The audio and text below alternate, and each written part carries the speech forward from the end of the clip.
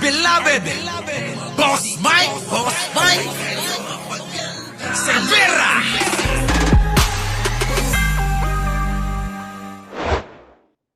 Action kamakailan ng Iglesia ni Cristo laban sa impeachment ni Vice President Sara Duterte.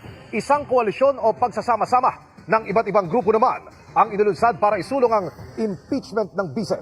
Makatutok si Sandra Aguinaldo. O, ayan na mga kababayan. Kita nyo, narinig naman ninyo.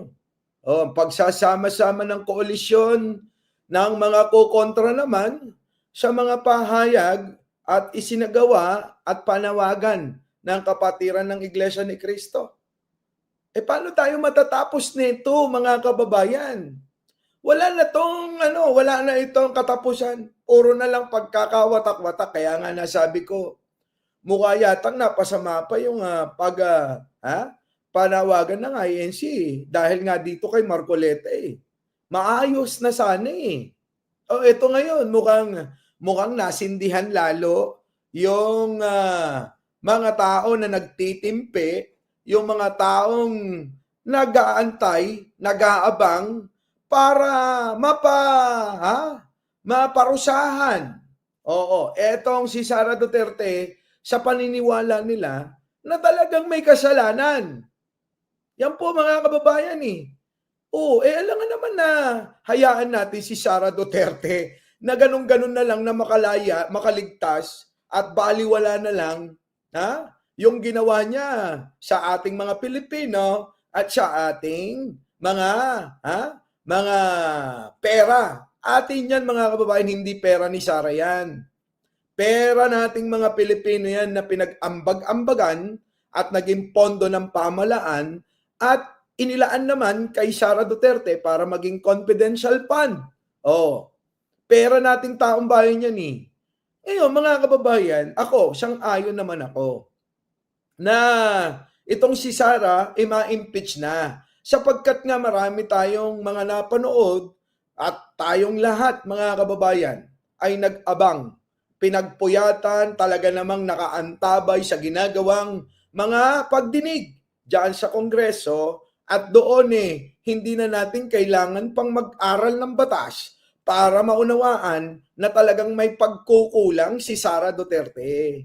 Bakit kanyo? Isang halimbawa, hindi naman siya sumagot at hindi niya nilinaw lahat ng mga katanungan. Ulitin ko, hindi akusasyon. Yung po'y mga katanungan, magkaiba yung akusasyon at magkaiba yung katanungan.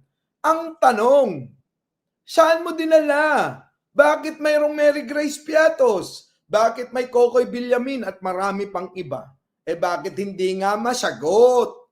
Yun po ang isang halimbawa na nagkaroon ng pagdududa ang taong bayan tulad ko.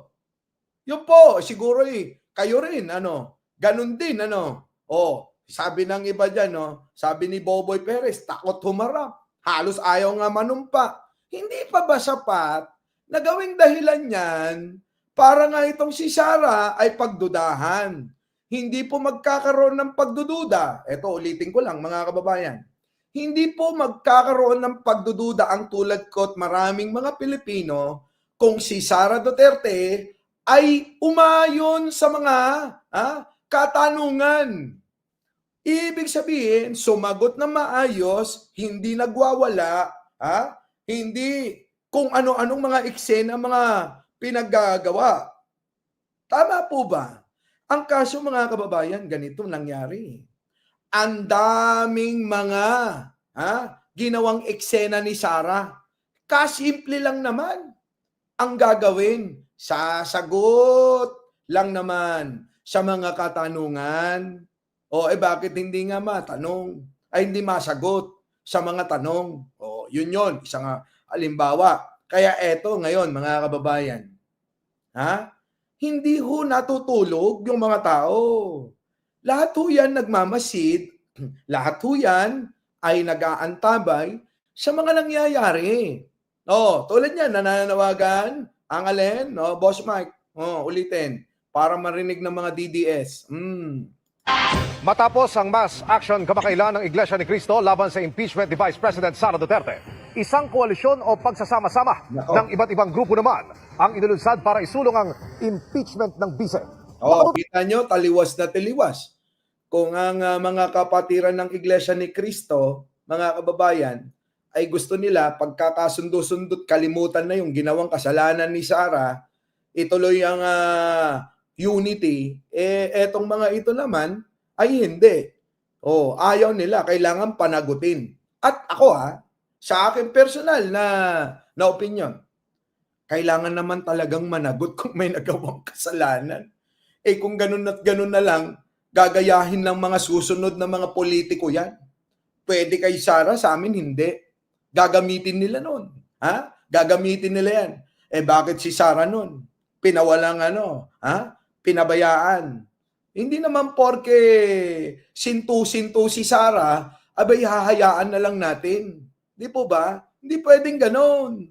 Eto na. Si Sandra Aguinaldo.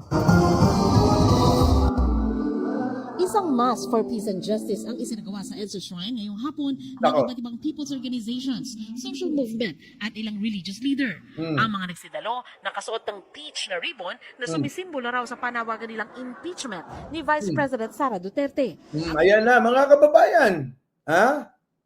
Peach, yung kulay ng ribbon. Dati dilaw yan.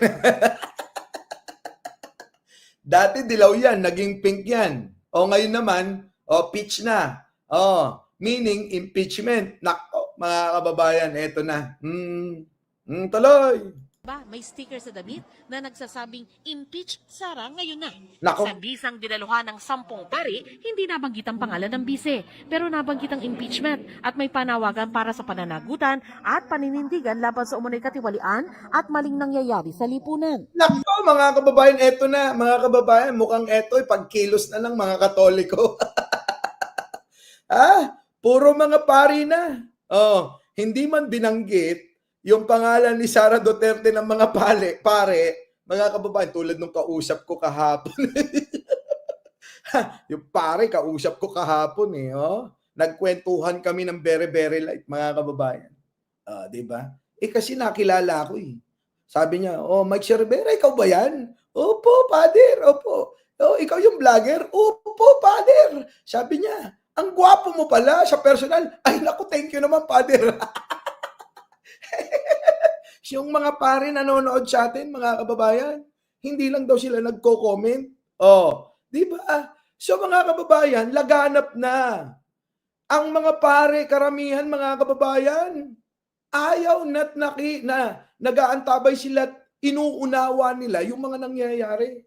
Tulad niyan, mga kababayan, etong mga pare.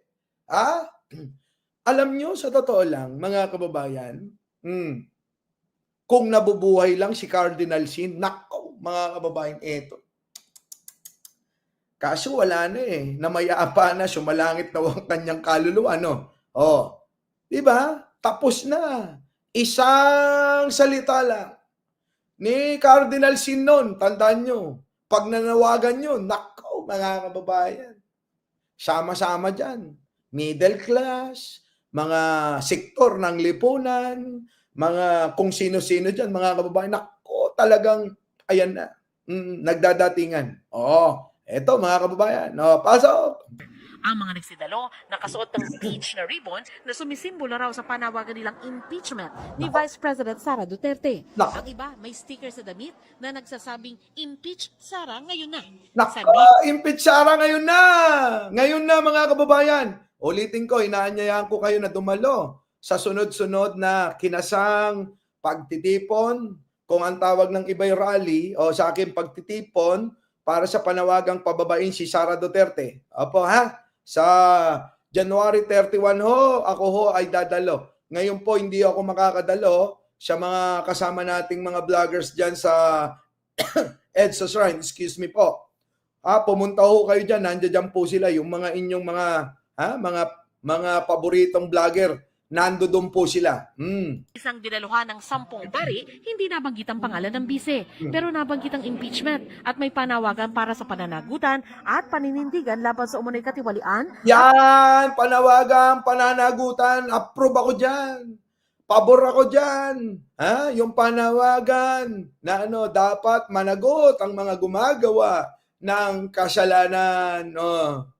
At maling nangyayari sa lipunan. Correct. Kailangan nating ipaliwanag ng mga taong dapat managot kung saan nila dinala ang pera ng bayan.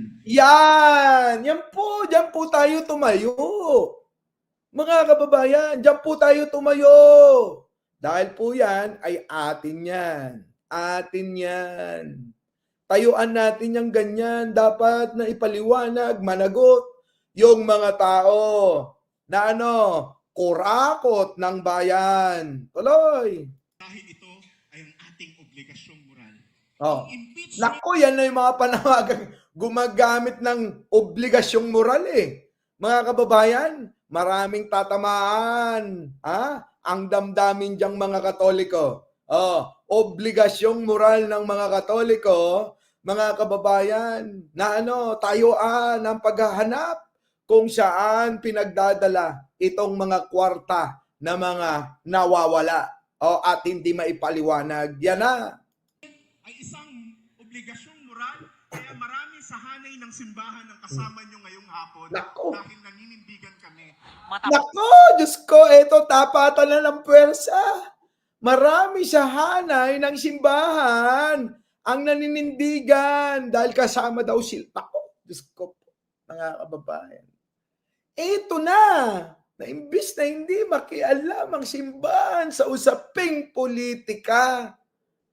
Ang nangyayari, mga kababayan, dahil nga nangyari na tila ba ang kapatiran ng iglesia, aminin natin, huwag tayo magpaka-ipokrito, ay tila ba naging nangialam, nang himasok sa usaping politika, sila na rin.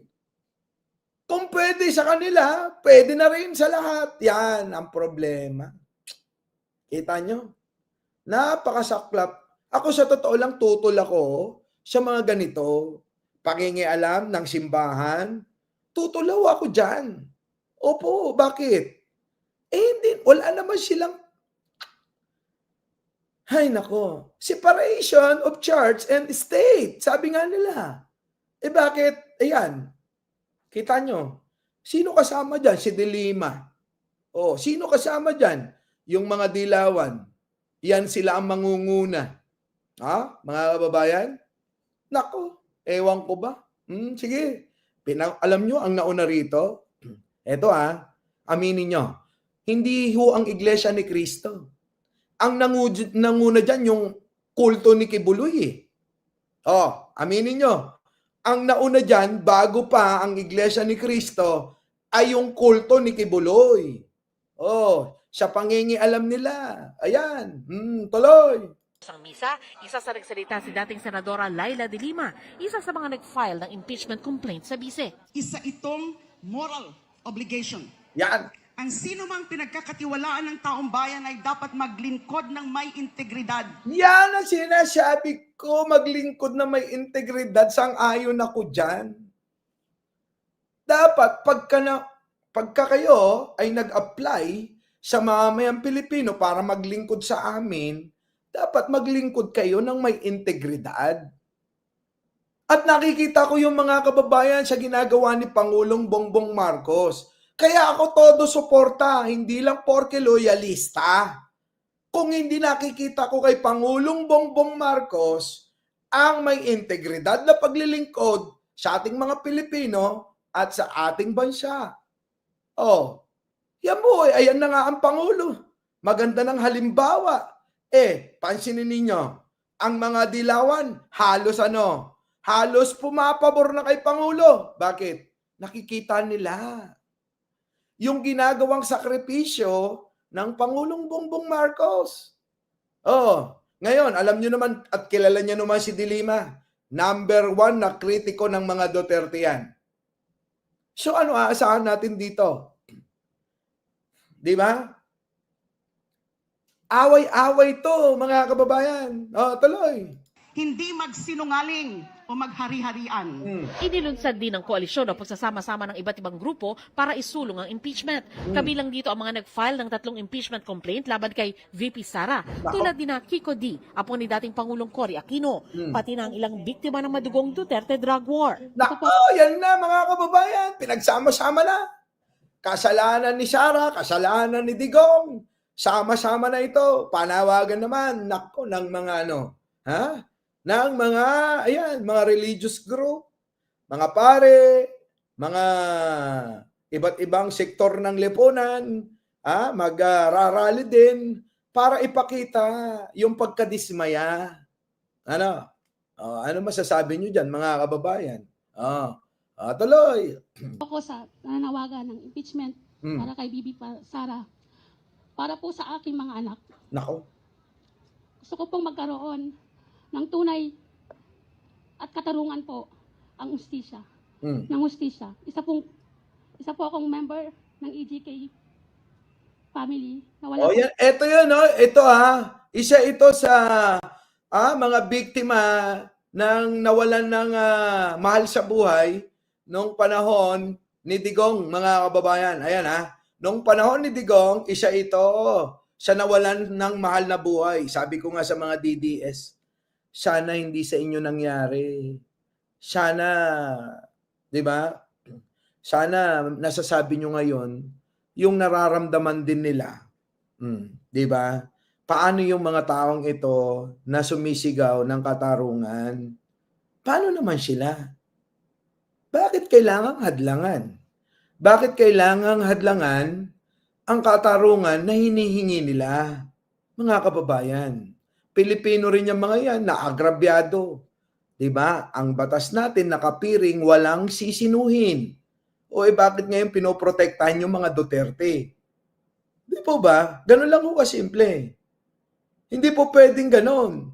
Kung mayroong paglabag, kung mayroong mga ginawang masasama, ay dapat panagutan. Hindi ho po pwedeng takasan at protektahan. Tulad ng ginagawa ng ilan. Ulitin natin itong panawagan ni ate. Pakinggan ninyo. Sana'y madurog ang mga puso ng inang-inang nyo. Ito. Drug war. Isa po ako sa nanawagan ng impeachment para kay Bibi Sara, para po sa aking mga anak. Gusto ko pong magkaroon ng tunay. Malamang ang anak nito mga biktima si ate. Oo, mga anak nito ang nabiktima. At katarungan po ang ustisya. Ng ustisya. Isa po akong member ng EGK family na wala po yung aking asawa. Kaya humihingi rin po ako ng Asawa pala na wala. Asawa, mga kababayan. katarungan. Inanunsyo din na magkakaroon sila ng ilang pagkilos ngayong Enero para himukin ng mga kongresista na suportahan ang impeachment. Yan. Hinihingan namin ng reaksyon si VP Sara tungkol dito. Siyempre, no comment yan. No comment yan. Hiningan nyo pa ng reaction yan. Lagi naman, no comment. Tinanong naman ng grupo kung pantapat kaya ito sa naging rally ng Iglesia ni Cristo bilang suporta kay VP Sara. Mas malaki naman ang Katoliko sa simbahan. Yan na mga kababayan. Ay, wala akong sound effects. Nako, grabe. Narinig nyo yung sinabi? Nako po. Eto na. Mas malaki naman daw ang Katoliko sa simbahan ng Iglesia ni Cristo. Nako. Magulo, anak ng tinapa. Eto yung sinasabi ko sa inyo. Na imbis na makabuti, yung ginawa ng pagsuporta ng mga Iglesia ni Cristo kay Sara Duterte at kay Digong, napasama lalo. Mga kababayan, napasama. Ito'y panawagan na malala. Simpleng-simple yung sinabi, pero panawagan to na malala, mga kababayan. Di ba? Our beloved Boss Mike